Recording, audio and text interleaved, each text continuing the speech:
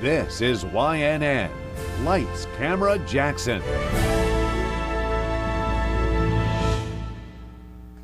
Well, there are a lot of laughs and something from another world to try to take over the box office this weekend. And here with his take, our very own Lights, Camera, Jackson. Good to see you, Saul. We're going to start off with Guillermo del Toro. I just like saying that name, director Guillermo del Toro's sci-fi action film Pacific Rim. In the year 2013, enormous monsters called kaijus began rising out of the Pacific Ocean, attacking and destroying major cities. Countries throughout the world combined forces to build giant, human-operated robots called Jaegers to fight the monsters. We quickly flash forward 7 years, and the human race is winning the war. However, the kaijus are getting smarter and more dangerous. The Jaegers may no longer be good enough to keep the monsters in check.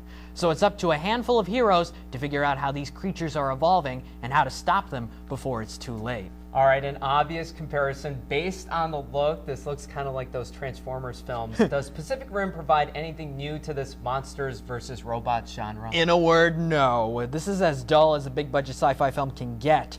A lot of long, dark fighting scenes. At times, you can't tell who's winning, who's strashing who, and all the metal-on-metal battles brought back some bad memories of those Transformers films.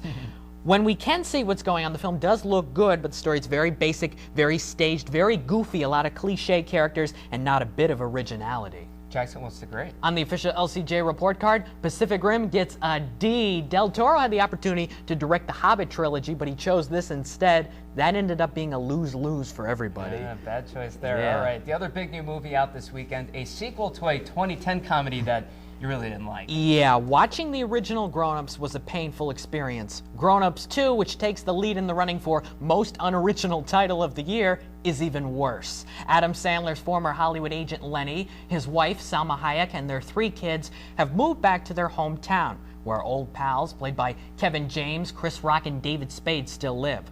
Grown Ups 2 takes place over one day, which begins as the last day of school and ends as the first evening of summer. There's really no story, just a series of events that happen during the day and at night.